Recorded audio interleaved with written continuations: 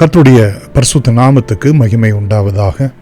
இந்த நாளிலும் உங்களுக்கான வேத வார்த்தைக்கு நேராய் அன்போடு கூட அழைக்கிறோம். இந்த நாளின் தியானத்துக்கென்று எரேமியாவின் புத்தகம் 32ஆம் அதிகாரம் 41வது வசனம்.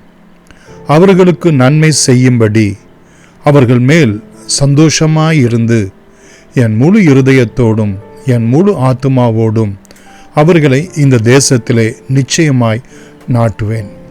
பிரியமானவர்களே, ரட்சிப்பு யூதர்கள் மூலமாய் நமக்கு வந்தது என்று வேதத்திலே யோவானுக்கு எழுதின சுவிசேஷ புத்தகத்திலே பார்க்கிறோம். அதே போல உடன்படிக்கைகள், வாக்குத்தத்தங்கள், நன்மைகள், கிருபைகள், ஆசீர்வாதங்கள் சகலமும் பிரியமானவர்களே இஸ்ரவேல் ஜனங்களுக்கு தேவன் அருளி செய்தவைகள் மூலமாக பிரியமானவர்களே நமக்கு வந்தது என்பதை நாம் மறந்துவிடக்கூடாது. இங்கே தேவன் இஸ்ரவேலுக்கு நன்மை செய்வேன் என்று அங்கே வாக்கு கொடுக்கிறதை நாம் பார்க்கிறோம். என்னென்ன நன்மைகளை செய்கிறார் என்பதையும் பிரியமானவர்களே அவர் எப்படி அவர்களை நாட்டுகிறார் என்கிற இந்த 2 காரியங்களை உங்களோடு கூட நான் பகிர்ந்து கொள்ள விரும்புகிறேன். அங்கே பிரியமானவர்களே 39வது வசனத்திலே பார்க்கிறோம், அவர்கள் தங்களுக்கும் தங்கள் பின்னடியாருக்கும் தங்கள் பிள்ளைகளுக்கும் நன்மை உண்டாகும்படி சகல நாட்களிலும் எனக்கு பயப்படும்படிக்கும் நான் அவர்களுக்கு ஒரே இருதயத்தையும் ஒரே வழியையும் கட்டளையிடுவேன். நமக்கு ஆண்டவர் நன்மை செய்யும்படி நமக்கு தேவனை பற்றும் இருதயத்தையும் தேவனுடைய அடிச்சுவடுகளில் நடக்கக்கூடிய வழியையும் நமக்கும் நமக்கு பின்வரக்கூடிய சந்ததிக்கும் ஆண்டவர் நன்மை செய்யும்படி கட்டளையிடுகிறார் என்று முதலாவது நாம் பார்க்கிறோம். இரண்டாவதாக 40வது வசனத்திலே அவர்களுக்கு நன்மை செய்யும்படி நான் அவர்களை விட்டு பின் வாங்குவதும் இல்லை என்கிற நித்திய உடன்படிக்கையை அவர்களோடு பண்ணி அவர்கள் என்னை விட்டு அகன்று போகாதபடிக்கு எனக்கு பயப்படும் பயத்தை அவர்கள் இருதயத்திலே வைத்தேன் என்று ஆண்டவர் இரண்டாவது அவர் சொல்கிறது என்ன? நித்திய உடன்படிக்கையை நான் ஏற்படுத்தியிருக்கிறேன். எதற்காக? நான் அவர்களுக்கு நன்மை செய்யும்படியாக.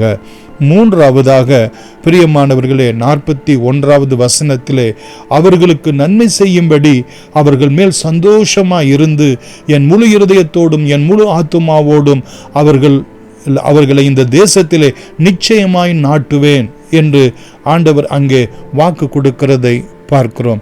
42வது வசனத்திலே நாம் பார்க்கிறோம், இந்த ஜனத்தை நான் அவர்களை குறித்து சொன்ன எல்லா நன்மையையும் வாக்குத்தத்தமாய் கொடுத்த எல்லா நன்மையும் அவர்கள் மேல் வரப்பண்ணுவேன் என்று ஆண்டவர் சொல்கிறதை பார்க்கிறோம்.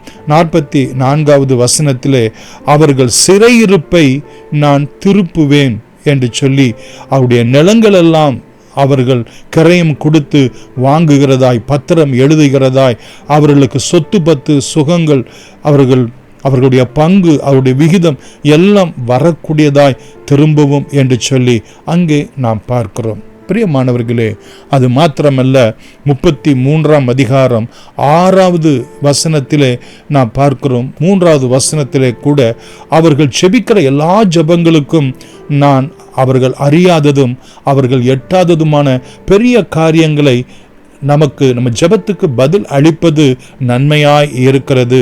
6வது வசனத்திலே அவர்களுக்கு சௌக்கியமும் ஆரோக்கியமும் வரப்பண்ணி பரிபூர்ண சமாதானத்தையும் சத்தியத்தையும் வெளிப்படுத்துவேன், நம்மை குணமாக்குவார், வெளிப்பாடுகளை அருளுவேன் என்று ஆண்டவர் அங்கே சொல்கிறதை நாம் பார்க்கிறோம்.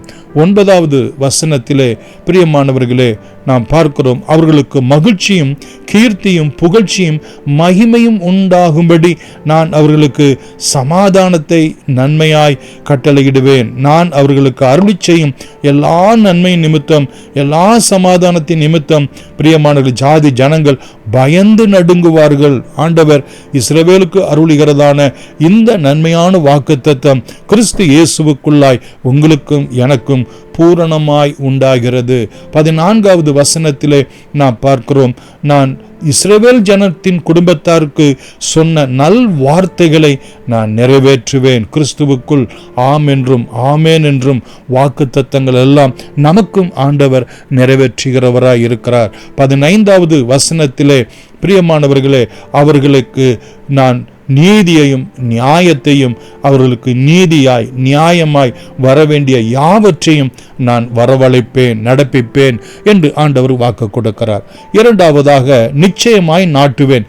எப்படி நம்மை குடும்பமாய், நம்மை சுகபத்திரமாய் நம்மை நாட்டுகிறார். 16வது வசனத்திலே, அவர்கள் ரட்சிக்கப்பட்டு சுகமாய் தங்குவார்கள் என்று சொல்லி ஆண்டவர் வாக்கு கொடுக்கிறதை பார்க்கிறோம். 17வது வசனத்திலே, அவருடைய சிங்காசனத்தை, அவர்களுடைய பிரயாசங்களை, அவர்களுக்குரிய மேன்மையை நான் நிலைநாட்டுவேன் என்றும் ஆண்டவர் அங்கே வாக்கு கொடுக்கிறதை பார்க்கிறோம்.